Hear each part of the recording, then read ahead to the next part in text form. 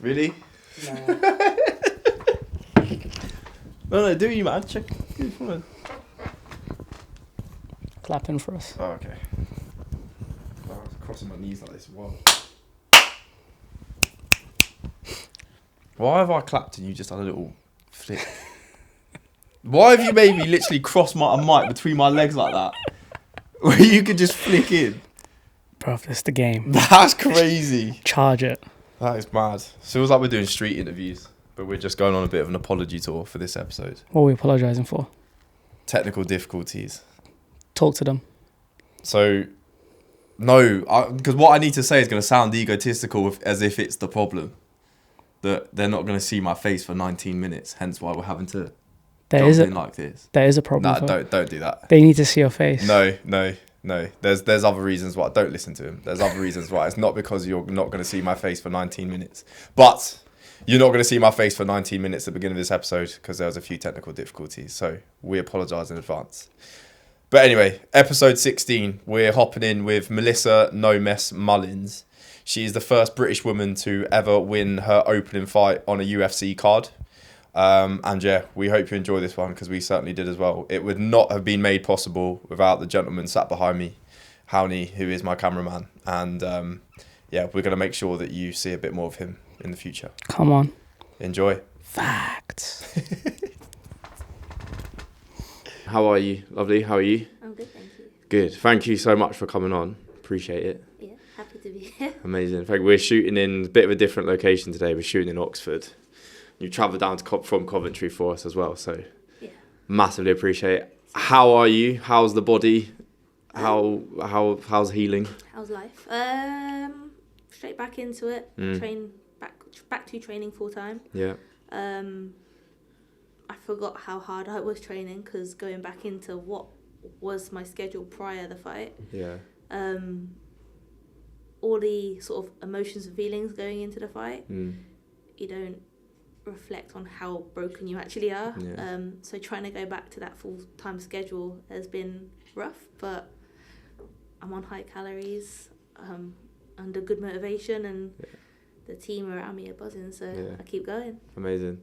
In terms of that, if you're happy to, Melissa, what is that kind of change between like before the fight in itself and that kind of routine compared to coming back to what it is now? I guess when you've got something booked in the books, especially something on such a high level or caliber, you have sort of a ability to push beyond, almost like a superpower, I guess. Like what you think you're capable of and what you've ever achieved before within your training schedule. So you're tired, you don't care, you get on with it. You're injured, you don't care, you get on with it. Like, no excuses. Whereas now there's nothing booked, there's not so much pressure to go to training and give 100%. Although right now, again, motivation is real high, so I still give 100%, and calories are lovely and high. Yeah. So it's easier to give 100%. Yeah. But there's no pressure and there's no need to commit to sessions, and therefore you're able to just kind of plod along and take time back if you need. Whereas when you're going into a fight, there's a lot more pressure and you can't plod along. Like you can't go into the cage with any excuses, and if you do, you shouldn't be in the cage. Okay. It's quite like succinct and regimented, which I think, reflecting on the sport in of itself, it kind of needs to be, because there's that, obviously, sport in itself, but the danger element of being in a combat sport as well. How, I just wonder if we could, Melissa, on that point, we'll come back to fighting today anyway, because obviously, you know, that's what you're about, but as a woman, how has your relationship with sport been kind of growing up? Have you always had quite a good relationship with it in general? That's actually a real good question. No, I believe that I haven't personally. So I started off as, I guess, a footballer, and within football, I feel like it's very cliquey, especially, and no offense caused to anybody by when I say this, but or homophobia, but when you're not a gay female footballer and the majority of the team are gay, you're not included as part of the team. You're sort of segregated, bullied, while it's like kind of like a pack of dogs. They'll push the outsider out. I left football for that reason. What age was that? Oh, I'll tell you, I can't even remember college age. It's like just after school. When did we leave school? Year 11. After year 11, I would say. I stayed in there for another 3 years football, and then after those 3 years, I sort of fell out of love with the sport and decided that I wouldn't continue it. I couldn't tell you a year because I can't even backtrack my life that far. Yeah, sorry. And then I got into dancing. Dancing is a great community.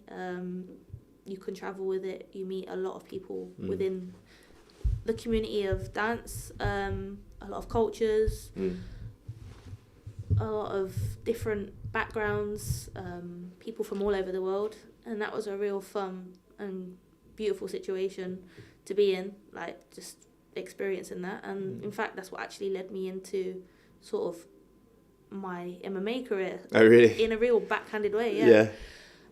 So I chose my university life based on where the best dance scene was, because I got involved in breakdancing. Yeah. Breakdancing treated me really well. I wasn't too great at it because I started quite late, and it requires a lot of strength, a lot of technical skill. So I guess as a female, I wasn't as good as other females. I wouldn't ever say I had hardship in breakdancing. I just had a lot of fun with it. I just wasn't great at it. I enjoyed it. I got to an okay level. I got to compete. But I'm not like a Gilu or anyone like that who competes currently still. I didn't have my style. Met my boyfriend at the time, who lived in Coventry, because I was living in London. He travelled to London. And his life was in Coventry. Moved to Coventry, and found... Oh, and then we split up, after just a stupid situation. When you're young, you're naive. Which led me into MMA because I couldn't breakdance anymore. In Coventry, breakdance is a small scene. Okay. And if you wanted to dance, you had to dance within that community in Coventry, and I didn't want that. So I stopped dancing. I lived at my friend's house, and my friend's house was literally a 1-minute walk around the corner from the gym that I'm now at and always have been at. Okay. I walked in there one day and I joined the gym for a free trial, and I absolutely loved it. Personally, I wouldn't say I've had any barriers in sport to MMA as a female specifically. Actually, no, I lie, but I will come to that. I have had one. I would say it's a struggle as a female when you're in a male environment trying to compete against men and trying to be to their level. Like, there is no denying that a female is more weaker than a male. There is no denying that a female has more hormonal issues than a male, and there is no denying that a male will always be more entertaining than a female. A male will be always more entertaining than a female. Like, there's no lying. People would rather watch a male football match over a female football match, and as controversial as that sentence is, it's true. I would say the only barrier I've had coming into MMA as a female is promotions not necessarily wanting a female fight, or there being a lack of females for a promotion to match me against. Such as Cage Warriors didn't want a bantamweight division. Okay. Because... Yeah, it's something you've spoken about a lot, isn't it, actually? I think with some of the research that we've viewed. Yeah, the UFC didn't want a 145 division, which means I have to cut weight. So, yeah, I would say they're my only two issues and something that I've come across. Could I ask on that point of what you mentioned there with like the strength imbalance between men and women, and also that entertainment factor, because that's been huge, I think, more so specifically from like the women's football game. I think that's the sport in of itself that we hear of that come from. You sound like, and correct me if I'm wrong with this, but the way you delivered it in terms of that you're very understanding of that, but you're not taking it personally from a perspective because you're female. How have you come to that conclusion when maybe, and again, not trying to kind of cause a riot here, but some of the reflections in media and things like that, it feels like there's a lot more fuel pushed on it's because we're just women, basically. Yeah. But you seem to have like a very level-headed reflection on this is just what it is, but it doesn't then negate your capability as a sportswoman. Exactly. That's the nail on the head. For me, I've stepped into a sport knowing that it's a male-dominated sport. I've put myself in that scenario. Yes, it would be lovely to have more females on the mat, but unfortunately that's not the situation right now. There's no point to moan but then not deliver changes. So when I say that, if I was to moan and then not do anything about it, that's just moaning. I see that there's an issue, and in turn, as a female fighter, I'm trying to create a scenario where more females are coming into the sport. So I'm opening more female open mats, and I'm delivering those for free. But yeah, I won't complain about a scenario that I'm not doing anything about. Yeah. And I don't feel people should complain about it. They put themselves in the environment, and then when something bad happens, there's apparently nothing for them to be blamed about in a scenario. If you go out dressed in the street, dressed a bit provocative, expect to be looked at. Like that's my thought on it. And I know that's very, again, controversial, but that's my mindset. Yeah. And where if you don't mind me asking, where does that come from, like that, and noticing and understanding that about yourself? Is that something that you've come to understand getting into like a combat sport, or is that something that you've always had in you? I've realised there's barriers in sport in lots of situations, in religion, in ability, if you're disabled, or enabled, what's it called? A person with like no limbs, for example. You're not going to be able to compete in an able-bodied sport. That's a barrier for them. If you're a Muslim female, you can't go and roll on a mat with a male mat. That's a barrier.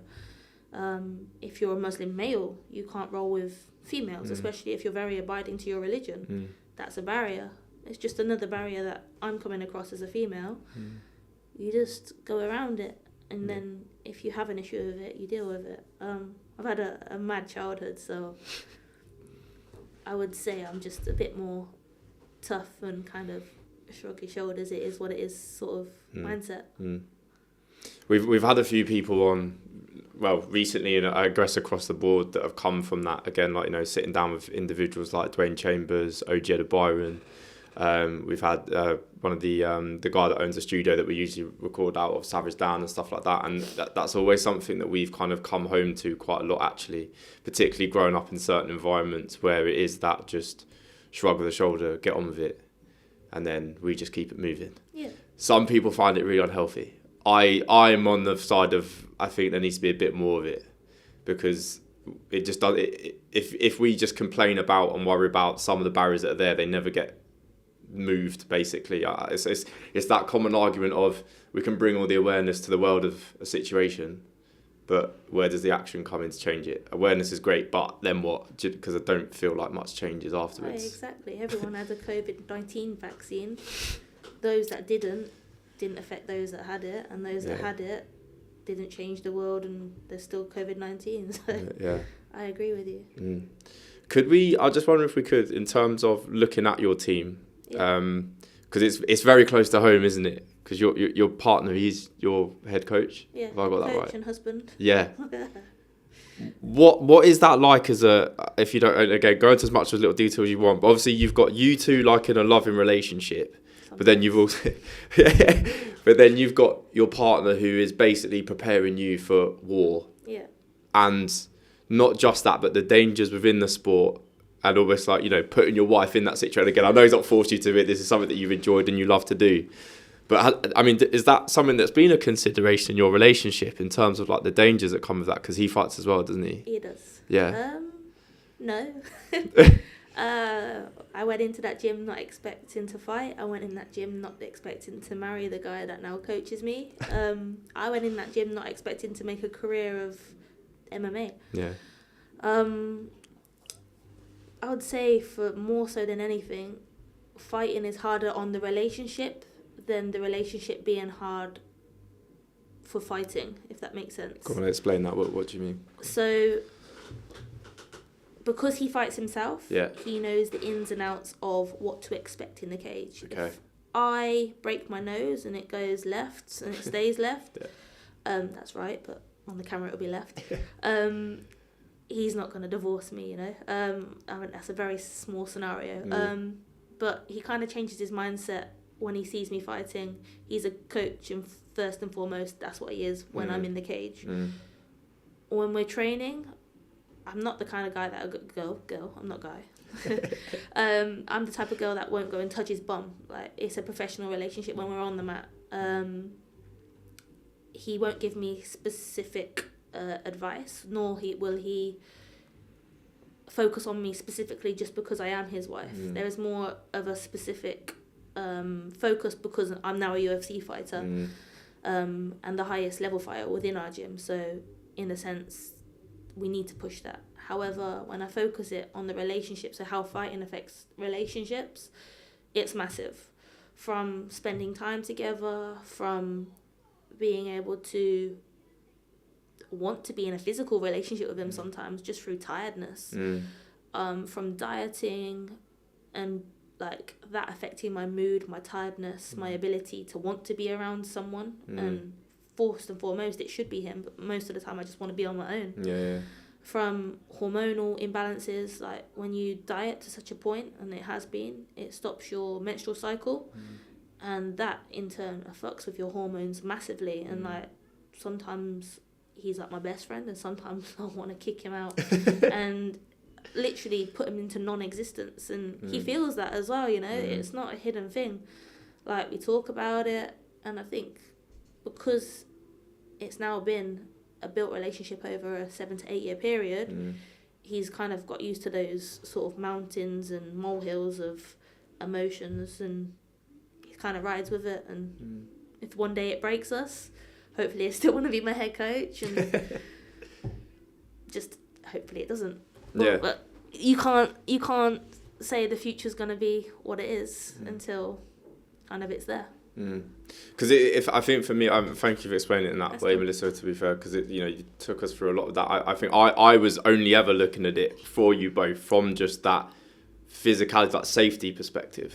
Yeah. Because a lot of work's been done from just a physical safety perspective in boxing. The impact that has later on in life for people, and just again, if that's a consideration for yourself, obviously for your relationship, but even post this time, because the worst thing is we're asking this when obviously you got the call professionally like this summer, so it's we'll go into that a little bit in a bit, but again, it's just thinking about the glitz and the glamour that UFC comes with, because they do an amazing job with that, the entertainment value and everything. The production is awesome, but then, and the massive thing about this podcast specifically is ripping you away from being Melissa No Mess Dixon the fighter to Melissa day to day, having you in front of me now. It's just such a different world, isn't it, to have to 100%. Step out of that. Did you find that when you finished in Vegas this year, did you have a lull? Because some of the athletes that we've spoken to after big competitions, it's just like this depressive, like just crash. Dude. Yeah. If any of my friends listen to this right now, as soon as they've heard you start to say that question, they will be like, yes. Massively. And I think only last week I started to pop my head out of the hole again and be like, I'm back. 100%.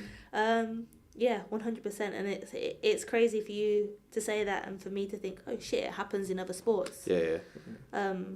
Because I've never been at the highest level in any other sport. I've just kind of got somewhere and stopped it, whereas this has kind of happened and the trajectory's just gone.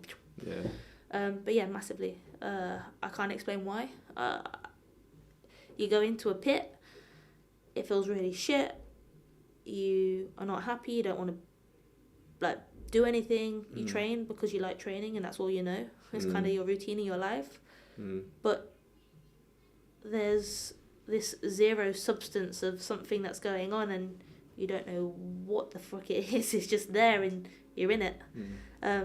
So yeah, massive lull. Yeah. Huge. Yeah. And I hope you don't mind me saying this as well, because I watched I watched all of your post-fight stuff, and you could just see the waves of it just going up and down, even post-fight, and then on the press thing that you had afterwards as well. And again, as we mentioned at the start, first British woman as well to win her debut. It was all, and you say that trajectory has just been huge because of everything that came along with it. Yeah. even though you've been doing this for a number of years, it's the same Octagon pretty much. Yes. It's the same stuff week on, week out. But Vegas and the UFC came knocking, and it's just a completely different kind of crash by the sounds of it. Massively. So different. And you can't tell somebody how it feels. It just, it happens, it finishes, and then it's kind of there, and all of this massive mess is here, and you've got to deal with it. But at the moment, you want to be down here, and the mess is up there. So yeah, like this is my first time actually speaking post fight press conference to anyone about it. Yeah. Just my friends. I didn't want to get involved with lots of people asking me the same thing. And which is when Howney contacted me saying that it's kind of a different vibe and how the podcast is approached. I was like, yeah, not many people talk about that shit, so let's go. When you say, if you don't mind me asking, when you say like that mess area, because again, it's actually nothing physical, is it? No. Like there's nothing you can go and clean up.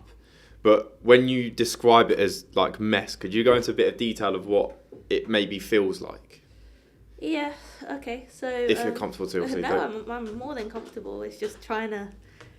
I still don't think I've actually sort of approached it in my mind, really. All right. So you get home, and everyone's happy for you. Everyone, from family being proud, from your city that you've represented at that point, being behind you like you're a football team, from media being like, oh, who's this new female in the UFC who's made so much noise. Like I went in there and I created havoc for my debut, which is not very common to happen, especially for females.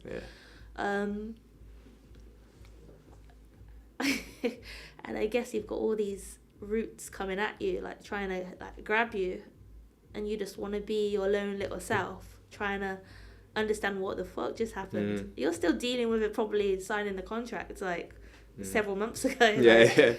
I'm in the UFC. Like, it feels weird for me to say that. And I actually take the piss out of it. Like, hi, I'm Melissa Dixon and I'm a UFC, but I feel like a dickhead. Like an actual dickhead. Imposter syndrome, massively. I was at the PI, 6 weeks ago? 6 weeks before my debut, sorry. And I was seeing all the Performance Institute. The free institute of performance in Vegas. And I just see all these fighters. I was seeing Kamaru Usman. I was seeing Cody Garbrandt. I was seeing Misha Tate. And there's Melissa Dixon. Like, who the fuck am I? I'm nobody. And I still am nobody. I'm out of the ranks in a bantamweight division that nobody cares about at the moment because it's a boring division. Amanda Nunes is gone. Like, and they're trying to create noise in it. And here's me just trying to weave my way in. But in some senses, like, nobody cares. Then in my small world, everyone cares. But I personally think about the bigger picture. So, yeah. I don't even know if I answered your question. No, I think you did not. I think let's stick with it because it's fascinating as well, because I'm thinking about it from the perspective of, like, this is just for me reflecting on you, and even looking at like your Instagram and stuff like that. I was like, oh my god, like I've got Melissa Dixon, a UFC fight, coming on the pod today, and it's that, but it is that conflict, isn't it, of what you're saying, because you know yourself as the individual, you're still Melissa. Yeah. I just fight at the UFC, but I'm Melissa when I come home. But everyone else, I think, as you say, will see, like, again, the post that you put up with signing a contract. Like, from an external perspective, you've now become like this amazing human being. But as you said, there's that imposter syndrome, that conflict of everyone's buzzing. I've actually achieved like this, like just state of notoriety and like fame, but I'm not asked. Like, in terms of got home and I'm just like there, like I'm just home now. It must be huge, especially in Vegas as well, Melissa. Like, and America, and just the enthusiasm they have as well. Yeah, Americans are mad. Yeah. Americans are crazy. Yeah. Even getting a coffee, Americans are like, oh, here's your coffee. Have a nice day. Yeah. UK. Yeah, cheers, thanks. Yeah, probably spell your name wrong on the Starbucks cup and everything. Yeah. But yeah, you're correct. Like, I like how you sort of narrow it into like a smaller sort Yeah, of. but it's just and this is the reason why I've wanted to do this and speak to the people we have done, because again, like I've said this to a few people, like when we sat down with Dwayne, he was the second podcast we did, but he was like my guy, like he's the reason why I started athletics. Yeah. And this perception of like this Spartan, like driven, I'm going to dominate everyone person that you give like this pedestal to, which thoroughly deserved in my view anyway, because he was great. And then just sitting and having a conversation was just like, this is mad. Like you're actually a human being. Like you're more than just what's on the screen. And it's similar for you, like that perception, which again has been great for me to meet you today, because I've just seen Melissa geeing herself up for this fight, absolutely dominating this woman in her fight, post conferences, nose bleeding, lip bust up. Look like Shrek. Yeah. But not having this situation where I get to meet you and talk to you about this. Yeah. Get to humanise you and understand you now, which again, hoping will do for everyone else that watches this.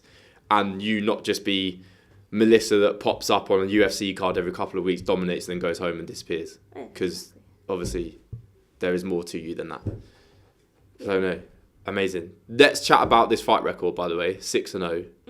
3 TKOs and 3 first round finishes. What I just wonder, the glitz and glam of a first round finish is amazing. Yeah. Taking someone out in that way, but surely it's just you being the person that's done it is great, but do you also think to yourself like, 6 to 8 week camp for 3 minutes? Yeah, I mean it's great for a highlight reel. It's great for entertainment value. My friends get so pissed off, especially when they used to have to go and pay £50 for a ticket, and then it's like 1 minute done, and they're like, thanks Melissa, I come for a fight and I've just give you 50 quid. And no, you're over, you're done. As well as for myself as well, I like going the distance because it gives you a cage experience. It allows you to put things into play that you've been practicing for the last couple of months. Of course, it's nice to knock them out and not be punched with a broken nose and look like your husband beats you for like a week. Honestly, seriously. But yeah, it's not deflating, but it's very like underwhelming. It's nice for the 50 seconds that it's happened in, and it's nice looking at it from a video perspective. But as a fighter, you don't get to display or showcase yourself. And sometimes people get that whole 15 minutes and they don't showcase anything. I guess, That theme, that's quite a theme for you, I think, actually. And again, when I was watching some of your interviews, displaying that and showing your capabilities is something it feels like quite important for you. I know a lot of people say that in their interviews and, came to do the job today, but you were quite the opposite in terms of you completed the job because you won, but you weren't happy about it. Never am. No, you're right. For me, if I go in the cage, I want to give a performance. I want to be able to show that I'm an MMA athlete, not just an MMA fighter. And what's the difference for you on that? What do you mean by both? Or okay, so for me, an MMA fighter is someone that will kind of, as you said, go in, get the job done, highlight reel, £50,000 bonus, happy, good entertainment value, great for highlight reels, and is perfect for, I don't know, someone that's had a really long career in MMA, like, I don't know, Tony Ferguson, for example. He's on a 6 fight losing streak at the moment. For him to go in and just finish the fight in 1 round, happy days for him. Gets back on the winning podium, hasn't took too much damage, can hopefully perform for the next one.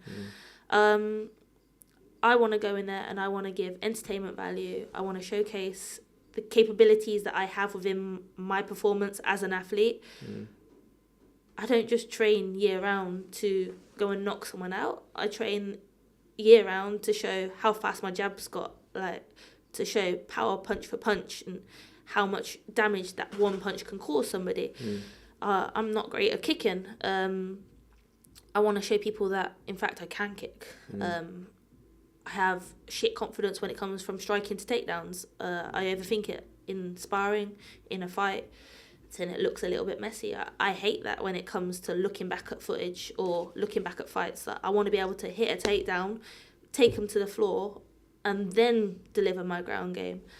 I've never landed a submission in a fight. I'd love to hit a submission. Training, I can hit subs 50% of the time, especially if I try. My nogi I'm very happy with. I'm very good at nogi. I'm very confident in nogi. And I've shown that quite a lot actually as a professional in most of my fights. But grappling. But yeah, as an athlete, I want to showcase everything that I do. And if I do that in 50 seconds, that's 50 seconds of work, and it's 14 minutes and 10 seconds of time that people haven't seen me as an athlete. And I think I would just prefer the time, to be honest. Yeah. Okay. Well, can we go through, just going back on some of that, and educate us around this, or educate me more so as well, nogi, like the different disciplines within all of this? Yeah. Where does anyone kind of start anywhere specific? You can have a base, so you can come out of something like boxing. Yeah. And then your base is boxing or striking. Yeah. You can come into a gym and decide that you want to try jiu-jitsu. And then see an MMA class, and then build striking into your caliber. For me, I just walked in the gym and did MMA. And do you not think you have a bit of positive transfer on the feet work though with the breakdancing?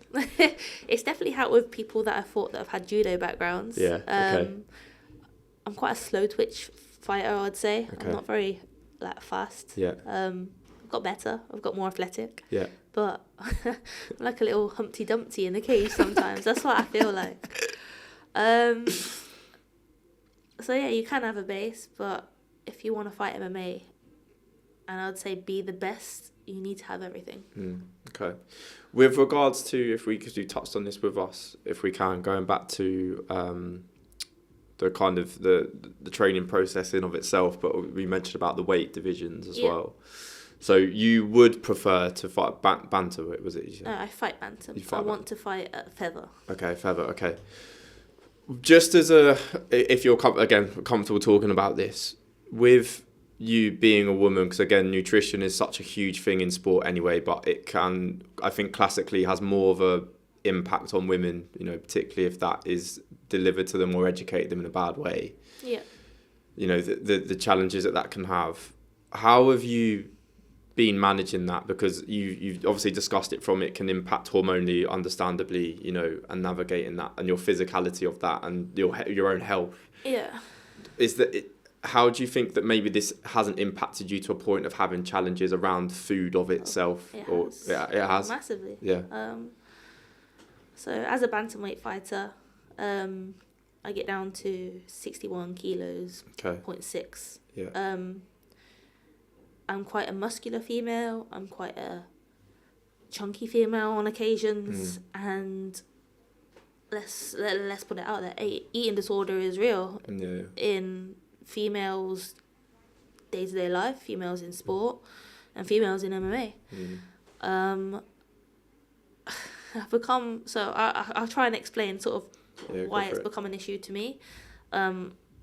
And kind of how the UFC is, in some sense, helped me overcome that to some degree. Okay. So when I was not a fighter, I was a very small-framed female, call it skinny fat. Didn't have much muscle behind me. I'd done sport for a while, but I held fat on top of a small frame. So that's what I describe as skinny fat. I had fights, I got more athletic, I got more muscular, so that was built through strength and conditioning, through eventually high level training, sometimes 5 sessions a day at the moment, and that come with a large appetite. So I get the call for a 61 kilo fight, and I'm weighing 78 kilos. You have, on average, let's say 12 weeks to prepare for that fight, and you have to go straight away into a calorie deficit. Now, as an uneducated person at that point, the calorie deficit for me was whatever I was eating, which was unknown, to 1,600 calories is a massive dip, especially now I know. And I would only have 2 kilos on the day of weigh-ins to lose. Yeah. In my professional career, we now start the night before and sometimes the day before with 7 or 8 kilos to lose, which is a considerable amount more from when I first started doing MMA. Yeah. So you can see why I'd like rather fight at a 65 kilo weight class rather than a 61 kilo weight class, because I would come into that a lot more healthier. Now, when you take away everything that you like and diet for so long, you become deprived, and your brain like thinks starts to get the urges of just wanting to fill in what you're missing. You just want sweets. You're missing food. And I got into this habit of hoarding food. And again, back to relationships, James couldn't have anything that was mine. Like, what was mine was mine. And then post-fight, you would have this entourage of snacks. And you're so happy. But in a matter of fact, you can only eat a small amount of those snacks because your stomach's so small. So then that lasts for like 3, 4, 5 weeks. And you're still snacking 3 or 4, 5 weeks later. And then as soon as you know it, you're 80 kilos. And that's happened to me. I hit 80 kilos, I get another call for a fight, I come back down, and the process starts again and again and again. But each time you kind of get a little bit bigger. And it's stupid, it's undisciplined. And how now that's changed, and I don't know how, but it has, and I've become more disciplined. I fought at 61, I cut from like the day before 68 kilos. I now sit at 72 kilos because I haven't hoarded all that food. I've not gone into a stupid mindset of I'll start next week, and I'm walking at 72 healthy. If I get a call for a fight in 12 weeks, we're aiming for March, so it's a good amount of time. I'm in a better position than I was 4 fights ago, 3 fights ago, 2 fights ago, and I'm not going to miss weight. As a female, how fighting affects you is you see your body getting into this wonderful shape, and then you get fat. Go back again, And it's hard to look in the mirror and see what you have been for a certain amount of time, and then what you get to. And when your clothes don't fit you at this weight, and they fit lovely at this weight, it's heartbreaking. You feel ugly. It's massive body dysmorphia, but it's the lifestyle as well. You see Paddy Pimblett blows up massively between fights. Like, you just gorge and you enjoy food because you don't get to enjoy it when you're in camp. So, yeah. But then does that come back to like the classic gender thing though? Using Paddy as like a great example, and I know obviously lads do have difficulties with this, but I guess stereotypically not as severely as you yourselves as girls do. I think you explained it so like coherently there in terms of when a dress or something fits really nicely on you when you're in cut and you're in like outside of when you're outside of a camp, it goes to I can't fit in these. I'm really ugly in it. The zip don't do it. Yeah. Is it? And then I guess the big question would be, I mean, if people listen to this, like following up on that, is like, is it worth it? It depends on if you love it. If you love it, then yeah, 100%. If you question why you do it every day, then no. You shouldn't. It's not. Exactly. Like, if you're again making excuses to reasons as to why you lost a fight, then you shouldn't have been in that cage. You put yourself in that scenario. Like, as long as you understand to some extent that you put yourself there, then yes, it's worth it. Because the euphoria of winning a fight, the euphoria of fighting another person and being in there for what feels like 5 minutes is bananas. So yeah, 100% is worth it. I want to, if we could, that point where you said understand that you're in there. I would argue maybe, and tell me if I'm wrong, I'm just a massive pessimist, but I think everyone does. I think it's that element to what we discussed earlier in terms of accepting the situation that you've put yourself there. Because I wonder if sometimes if it's a case of, right, I understand I'm here, the understanding's fine, but for you to accept and say, I'm the one that's in this position because of me, depending on the outcome, might be quite difficult. So again, as you mentioned with the loss, could it be that some people might have that loss but then externalize it because they cannot bring themselves to give that internal thing of, at the end of the day, it was on you? Does that make sense? Yeah, it does. About you specifically, no, I get it. Like, it does come from acceptance, and I don't think you can move on from a loss until you've accepted that you put yourself in that scenario. Yeah. But my ankle still is fucked. Like, I injured it 3 weeks before I was flying out to Vegas before the fight. And I refused to go to the hospital and give myself a negative space in my brain that was going to allow me to have excuses stepping into that cage. If I lost that fight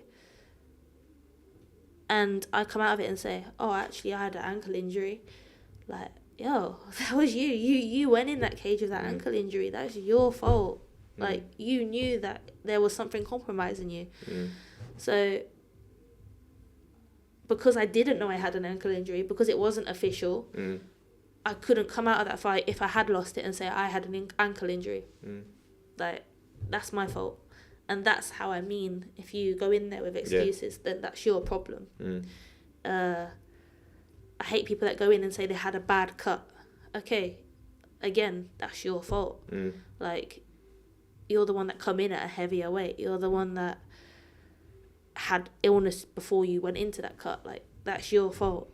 Like, let's just say it's something like a hurricane that comes in and affects the sauna place that you were at. Like, that's not your fault. That is what it is. Like, that's a legitimate sort of reasoning as to what might have affected you. But if you affected you, then that's your fault. But it sounds like that you wouldn't give yourself a lot of time off, because that example that you give that isn't your fault, that I agree is a complete act of God. We can't take responsibility for that.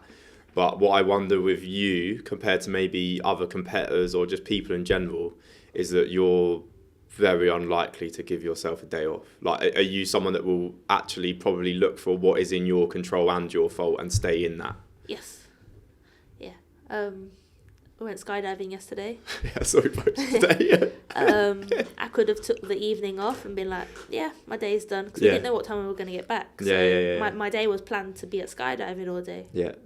I went to training. As soon as I knew I had time to go to training. I went to training.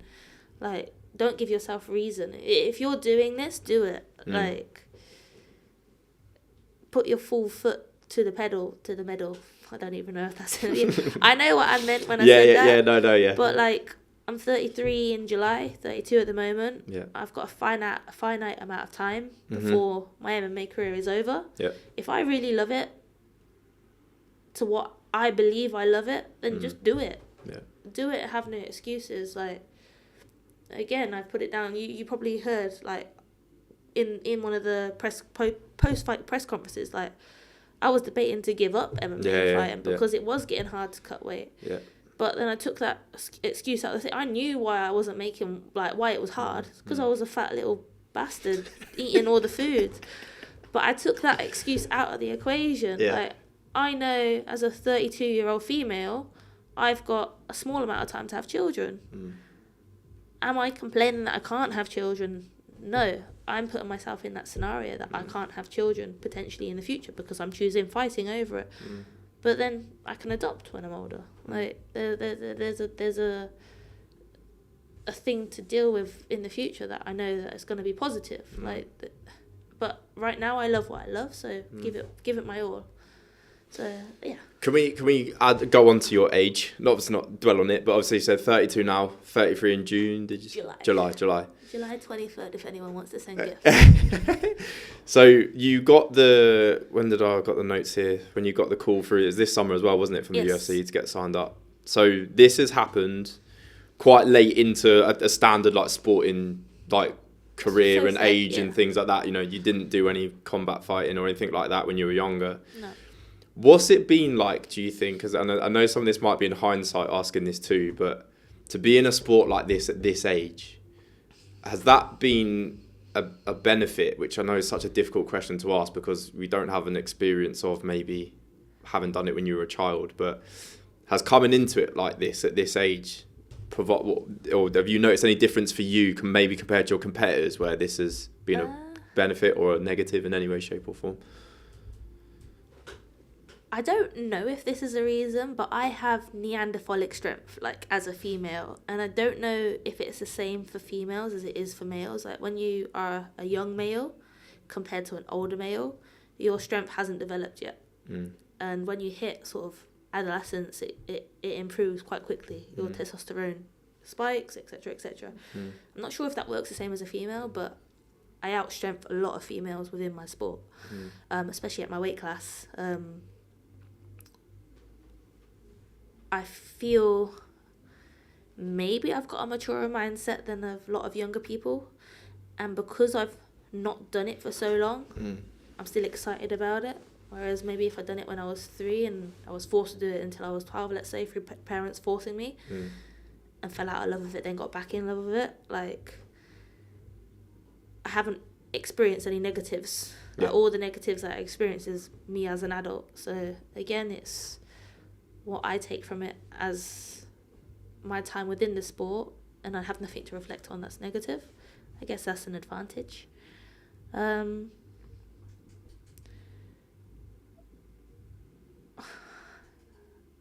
I think because as an older person, I've now chosen this as my career, whereas when you're a younger person, if you decide that that's going to be your career, do you have anything else to go back to?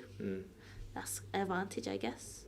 So I think, is the answer to your question. Yeah, no, absolutely. And then adding on to it, is there a sense of like, because for me, this is me reflecting on kind of just me attempting to grow up. The level of like self-preservation that I'm starting to notice about myself sometimes now when maybe I'm out being an idiot with my mates, and that piece of like scaffolding back in the day at uni, which I would leave the pub and think that looks like a great jungle gym. Now my brain is like, maybe we shouldn't do that anymore, even under the influence of alcohol. I just wonder with the age you are, has that kicked in at all for you in this environment? Or is it because it's in the MMA environment and there's a sense of professionalism about it that you almost know there is an element of safety to protect yourself? I'd say I'm a dickhead. I want to try everything. I want to do everything. Like, my strength and conditioning coach, Josh, will be like, you do stupid shit. Like, when I'm in the gym by myself, like, I'll try and box jump something that's neck height against something real hard because I'm a dickhead. I would say that's more personality based. Yeah. Maybe from personal experience from my younger self. I don't drink, I don't do drugs when I go out, which is fairly never. I think I just like doing what I do. Like, my thing is my sport. So because I like it so much, I'd rather spend Friday night in the gym. And to some degree, it sounds so sad. Like, it does. Like, your life is MMA. Woo. Like, but grass is greener on the other side, you know? Yeah. I don't know if age has brought sort of that maturity. I'll be a dickhead if I want to be a dickhead. And I think just because I love what I do, I choose to not do what the average person between 25 and 35 does. I think that's that's how I'd answer it. Yeah, no, fair enough. And when we spoke to Mark Findlay about this, particularly just like, because I do track and field as well, and we reflected on like the winter sessions that we have, and they're just horrendous. They're just long rep, short recovery, feel like shit, lungs are just burning up. Yeah. And for some weird perverse reason, that is a good Friday, Thursday, Tuesday evening for me. Do you know, like it? Yeah, you would do nothing else. Yeah, like it's just I'm getting a text off a mate being like, we're coming out tonight, and it's just like, well, I've got that session that's going to make me feel like absolute trash, and that sounds more appealing to me than going out. Yeah, I think you grow from bad influence, let's call it, when you're in love with something so deep. Like, if I reflect like my relationship currently now, I've done a lot of growing within the relationship of me and James compared to when I was at university, let's say. Like, when you love something so deeply, you can close out around you what isn't gonna provide a future for you. Yeah, or a distraction from it as well, I guess, in some exactly. way, shape or form, yeah. Yeah. I think that's... it's mad to actually reflect. Like, I like what you're doing. You don't get to think like this often. Yeah. It's crazy. But when you do, is it a happy place you go to just out of interest? Because this is not just a thing for like, you know, yourself. I just think none of us have time. Just the way the world's set up these days, the shit that comes out of the news. No one's got time to actually just have a sit with themselves for a little bit and think about stuff. But for you at the moment, and again, you go into as much as little details you want with this. Does it take you to a good place when you reflect on where you are now? It must do. It like really must do, because again, I continue to persevere in moments of sadness. When I'm down in training, like, okay, at that moment it's shit, I go home and think, cool, it is what it is. Like, the next one's going to be better. You've had 5 sessions within the same session for the last 5 weeks that have been much better than today. Like, it can build you into a stronger character, I think, and reflecting in the moment is awfully positive, and even now, like, I'm just sitting here like eyes glazed, like happy. Yeah, it's a nice place to be. Good. Let's turn in something a little less deep, a little bit more happier time. Can you explain to me what that feeling was, getting that phone call over summer this year, being like, by the way, here's your contract, congratulations? Yeah. So Maurice, first round management, dropped me a call. I hadn't been signed to them long. He didn't promise me the UFC, but he said it was a likelihood. The UFC were looking for 135ers. He was going to talk to Mick Maynard, the matchmaker. I think 6 weeks passed, I heard nothing, and I was like, cool. Always, yeah. Been looked over again, it's cool. Yeah. I was in bed because of like American time is very different compared to UK time. About to go to sleep, literally about to put my phone down, my phone rings, and mad timing. It was like literally about to put my phone screen face down on the side, alarm on, and then my phone just lights up and like, hello? And he's like, you okay? I was like, yeah, I'm about to go to bed. He's like, you're not going to be able to sleep. And at this point, my husband's on the sofa because he's got sleep apnea. But he hadn't had he looks like Bane in his machine now. But he didn't have his machine, and so he snores. So I kicked him off the sofa, onto the sofa. Yeah. Again, athletic preference. What's it called? He took a hit, so our relationship could be happier. He's back in bed now. He would be happy for me to tell everyone that he's back in bed. Just looks like he's on a life support machine. So yeah, I go into the front room. I wake him up. I'm like, James, I'm going to the UFC, and he's like, no way. And then it's freaking 12 a.m. or something like this, and I'm trying to ring everyone, and everyone's asleep. So I've got all this excitement, and I'm trying to tell people, and no one's awake. And I'm just like, well, what do I do? I can't announce it yet because there's no contract being signed. And I'm just there with this thought of, fuck, I'm going to the UFC. Like, fuck, I'm going to the UFC. And he goes back to bed. He can fall asleep within 5 seconds. He's thought nothing of it, I guess. Maybe he's thought, she's going to the UFC. Yeah, sound it. Yeah. And I'm there like, sound. Yeah. I'm going to the UFC. And then I start dying. Yeah. And I think that was a massive mind switch, a mind switching moment. In what way? What was it before? Everything. From discipline to diet, from ability to making sure that I got adequate rest. I took a financial hit in my PTing, just so I could make sure I was going to be able to get the best rest, have time for nutrition, to make sure I was ready for training. I used all the money that I had at that point to book flights to go to Vegas, to go acclimatise, get used to the team, the people, the PI, the weather, the food. How was the food? What, in America? Yeah. Salty as shit. Is it? Yeah. Yeah, so I didn't get to try necessarily the food the first time I went out there, but post-fight, we stayed out there a few days, and they complain that English food is boring and terrible, and I do agree to some extent, but when they put the amount of shit that they put in their food, like salt and sugar, you're going to complain how shit our food is. Yeah. It's too much. Like, burgers, I put salt on the fries thinking, I like salty fries. They got salt already on their fries. In-N-Out burger, decent. Chick-fil-A, okay. Really? That surprises me, because the amount that they get on like social media and stuff of how great it is, and you're just like, it's okay. That's mad. I liked Starbucks. Starbucks something. Oh, actually, Dairy Queen dip cones. My, they are lovely. Fat girl speaking. Yeah. It's amazing, isn't it, how the step up you get with something like that kind of phone call.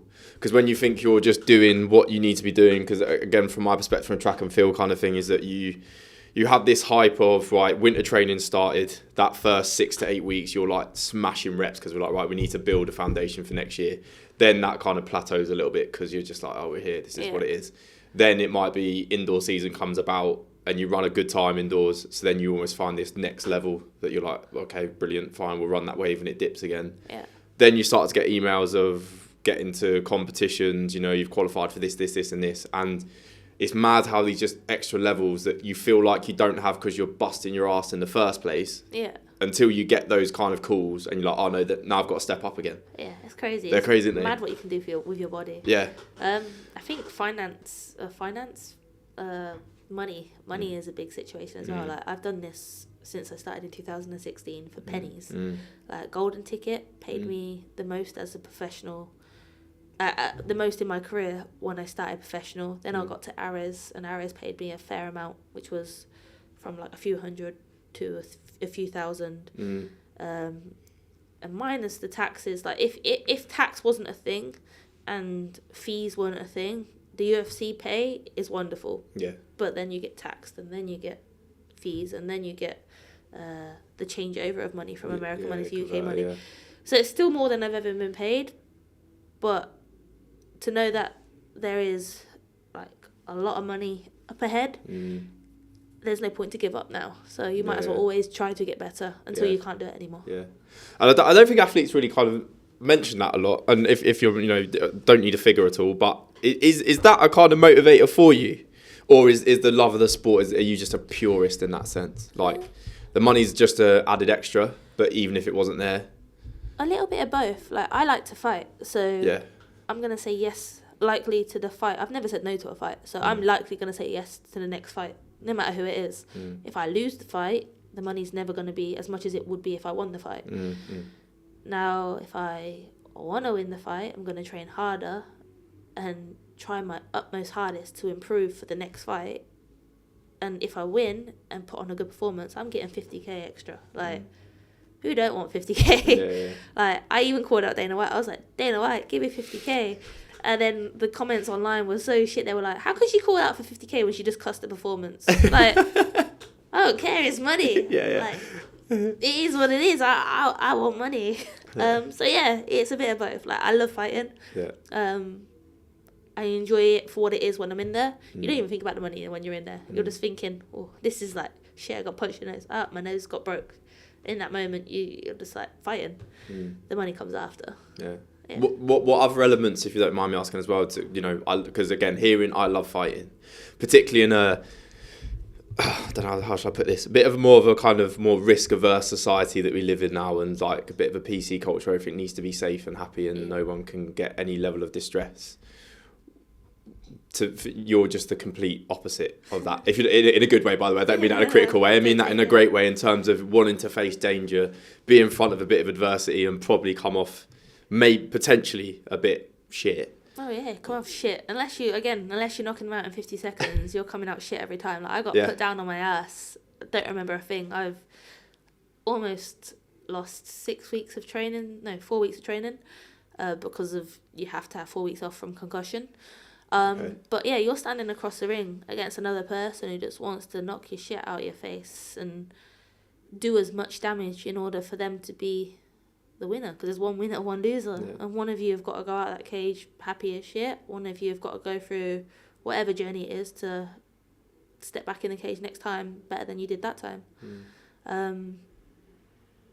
How I try to think of it, and it's really hard, especially when you're in there, because it's for some reason so different. Like, if I was to meet Jenny on the street next to me and she was to push me and start a fight with me, I ain't gonna think 2 seconds about it. Like, me and her having a putting her on the floor, yeah. Exactly. Even as a civilian, that's interesting. It's good. Yeah, dude, I like it. If you're stepping to me, shame, Julie, shame. So I don't understand why that mindset is any different to when I'm in the cage. It is, but I don't know why. But I'm looking to hurt the female that's stepping across from me in the octagon, and that feeling is a bit bananas. So I like that feeling there. What is it? Can you explain it in any way? Like, cause it's a bit of everything. It's a bit of like anger. It's a bit of remorse. It's a bit of like almost you feel like you're disrespecting them because they've worked just as hard as you to be there, but you're thinking you're like their skill worth can't be better than yours. It's not allowed to be better than yours. Pressure, nerves, everything, like everything. Again, in some senses, you want to deliver for the crowd. You want to give an entertainment fight. You want to shut up the haters and the people that have cost you online that don't think you're gonna win. There's everything behind it. I don't think it's just one thing I can pinpoint. Like, and the access as well. That was actually a really good point. If we could just explore that in terms of the access people have to give you shit on social media. It's fun. In a sport that you do because there's an entertainment value part to it, which I think is understandable. Yeah. But then there's also, again, as we've discussed before, Melissa, the human being, like the woman outside of this. Can I ask? I'm not saying you're lying. Is it fun, or has there ever been a time where you've maybe looked at you mentioned sometimes and you think, oh, you lot just fuck off? So at the moment, I'm taking it on the chin. Like, honestly, I don't care. I find it funny. Okay. But when I was in America at Syndicate, I asked Cynthia, I was like, how do you deal with it? Like, she was like, because she got a lot of shit. And she says you just have to ignore it. You can't read it. You shouldn't read it. Then you look at England's Molly McCann, and she just won her fight on Polaris, which is a grappling tournament, against a real good girl, Julia.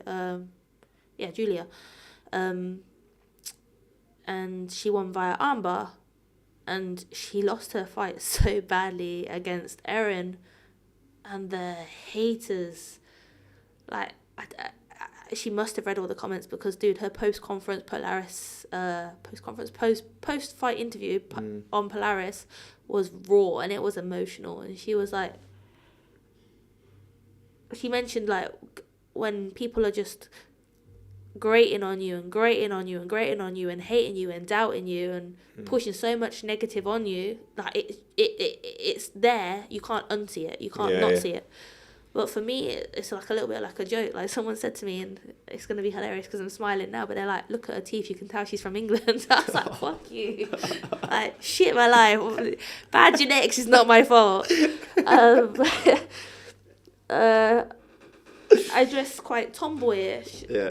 The girl that I was fighting, Irene or whatever, Alex Eva, she looked like a 15-year-old typical boy with her perm at the moment. They were like, oh, 2 lesbians are about to have a fight. I'm like, dude, I'm so far from gay, it's unbelievable. Like, I can say a female is pretty, but do I fancy a vagina? No, I do not. Like, Jesus. So I find it funny right now. Yeah.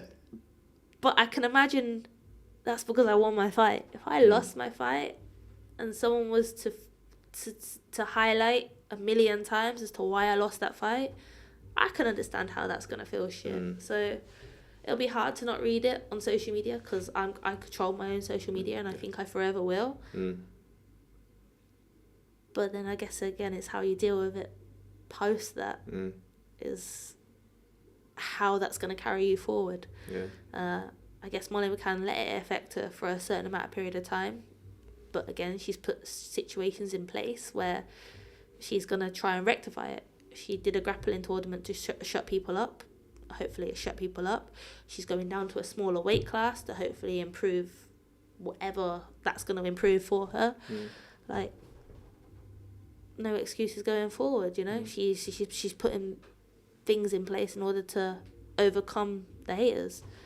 So yeah, at the moment I find it funny, but if I'm put in her scenario, at the moment I don't know how I'm going to act, but I hope I can be the same as I am now. Cool. I've overcome a lot of adversity in life. So someone commenting behind their ABC keyboard, who are you? Yeah.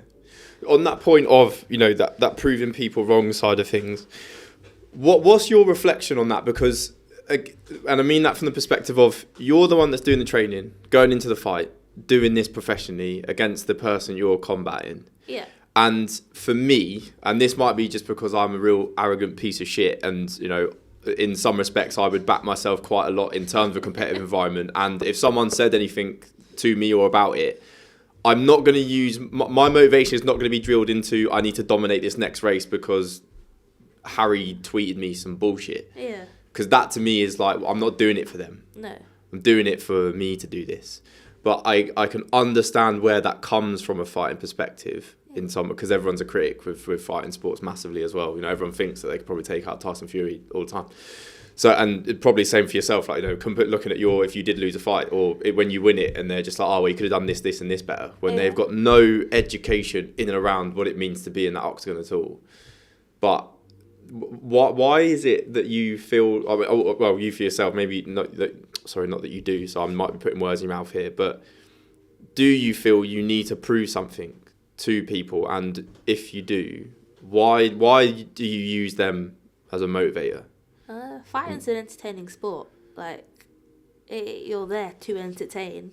100%. But what I think what I'm trying to say is that the motivation I've spoken around a lot of fighters sometimes is I needed to prove people X, Y, and Z, which I think from a track and field perspective we do it, I guess, for ourselves because we want to be the fastest. It's just that classic, like, you know, primary school thing, and I want to be the fastest, I want to jump the furthest, things like that.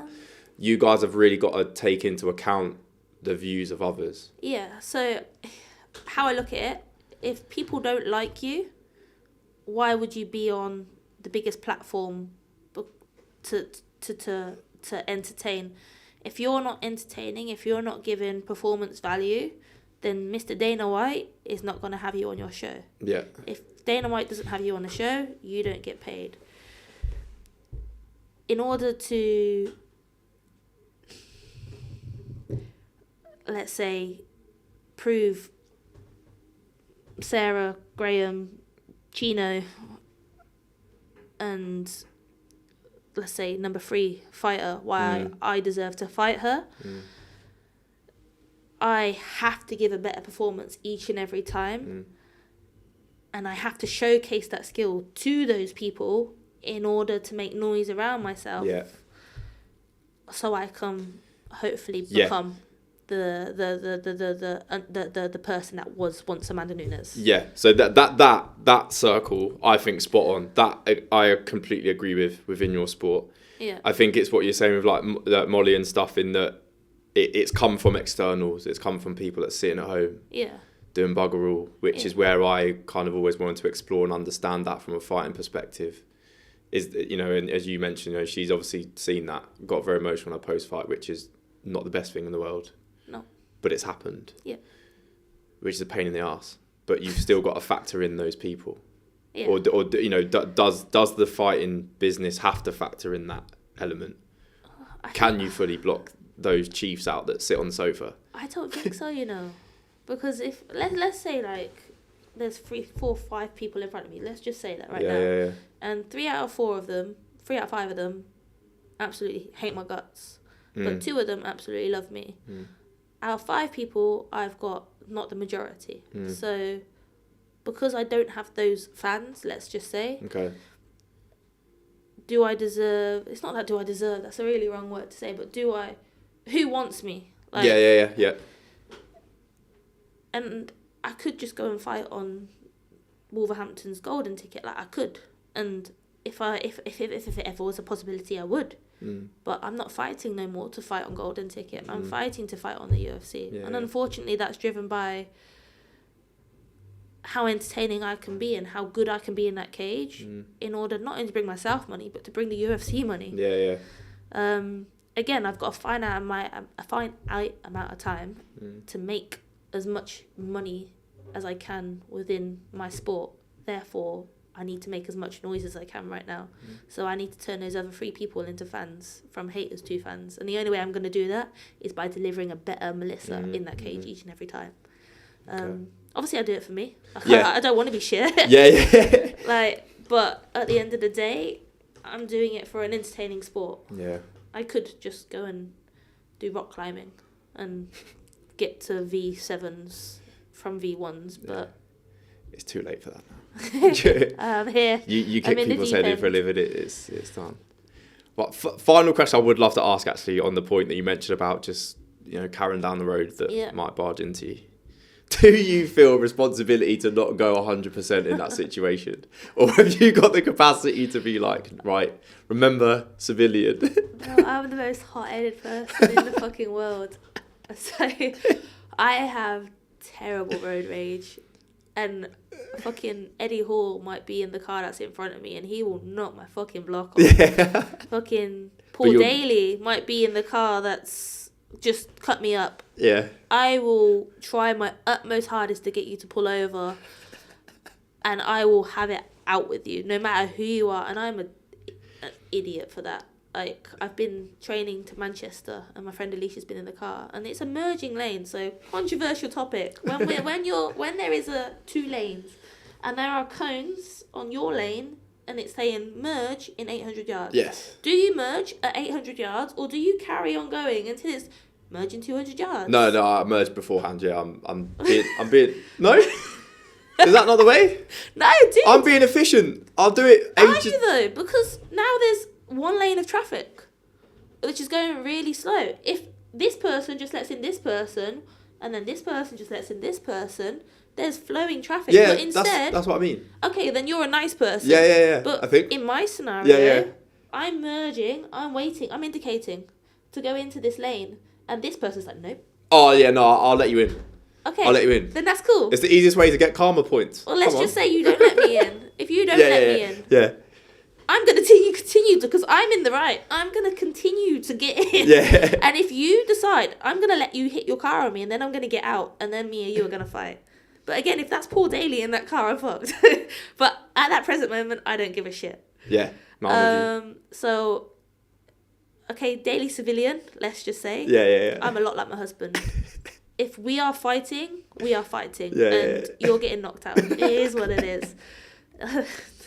There was a funny scenario outside our house. So, average Joe decided to go up my ass. Yeah, my husband was in his car because we were both coming back from training. Yeah. And somehow, coincidentally, this guy ended up pulling outside our house to go to the shop that we live above. And I kid you not, the guy got out of the car. I don't think he expected James to get out of the car. This guy, James, takes off his glasses because you can't get punched in the face with glasses. Yeah. Just for context, how big is James? He's 93 kilos-ish. So he's a short, bold guy, about my height. Oh, okay. I'm 5'7", but he's thick. Yeah. And this guy's now getting had a go at by James. It turns into this guy takes off his man bag, tries to front kick James. James laughs at him. James punches him, spins him. This guy spins and falls around the corner. James is beating on this guy, and this is all because of me. I have to jump into this guy, and this guy then thinks I'm jumping on him. This guy's saying 2-on-1, 2. I'm like, no, I'm trying to protect you. James is like seeing red. Yeah. So in the sense, I've got the same personality as my husband. If I haven't started it, then I can see a bit more and be a bit more composed. But if I'm in it, I'm in it. We're in it. Yeah. And I'm really sorry if anyone is ever to experience that in the future. God, how unlucky for that guy. 2 of you at the same time as well. Fuck. You're fuming. He did wait outside a house for a good while, but I don't know what he was expecting. I don't know. And Okay. we haven't seen him ever again. Yeah, I bet. It probably came to his senses and thought, no, do you know what? I'm going to go home now. Do you want to know one more funny story? Yes, go for it, please. Go on. So we woke up to a shit in our garden. And how I know it was a human shit, there was toilet paper. Now, we live above a shop, so the shop has CCTV. Yeah. Did I, because I'm stubborn as shit, look through that entire CCTV till I saw somebody that looked like they were going to shit in our garden, take a shit in our garden? What does someone look like on CCTV about to shit in a garden? What kind of characteristics does that present on screen? I was shocked. Anyway, this guy stupidly had his van details and phone number on his van, on the CCTV. We put it out on social media. Yeah. Within 10 minutes, we found out who this guy was, where he lived. And well, our friend went round his house and knocked on the door. His wife answered the door. This guy was asleep. The guy was like, you've got 5 minutes to get to the house that you shat in last night and clean up the shit. Otherwise, somebody else is coming around to beat you up. This guy presented himself with £500 to us and as an inconvenience for shitting in our garden, and he came around with like nursing equipment to pick up his own shit. I swear to God, James was gonna punch. I had to tell James, I'm like, James, don't punch him. Like, look at him. Do not punch him. He was so embarrassed. But yeah, the shit was clean, and we were £500 richer. It almost feels like a bit of a business opportunity there, isn't it? It's just like, actually, do you know what? If you all just need to take a shit, 500 quid. 100%. Send shit around people's houses, and yeah, we'll sort you out. Unbelievable. But yeah, we've been in a few scenarios. Some of them have been just too, like, they're some of the funniest ones, but yeah, life's mad. Yeah, crazy. And again, I think just summarising with that, again, with just life has been mad for you this year, but it has been great to see. It's been great to watch as well. Your performance in the Octagon was great, by the way. Thank you. I found a lot of snippets and then managed to find a link of just a huge fight. So, incredible. Melissa, thank you so much. This was great. This is an education. I really enjoyed it. Thank you so much. Thank you. We're done.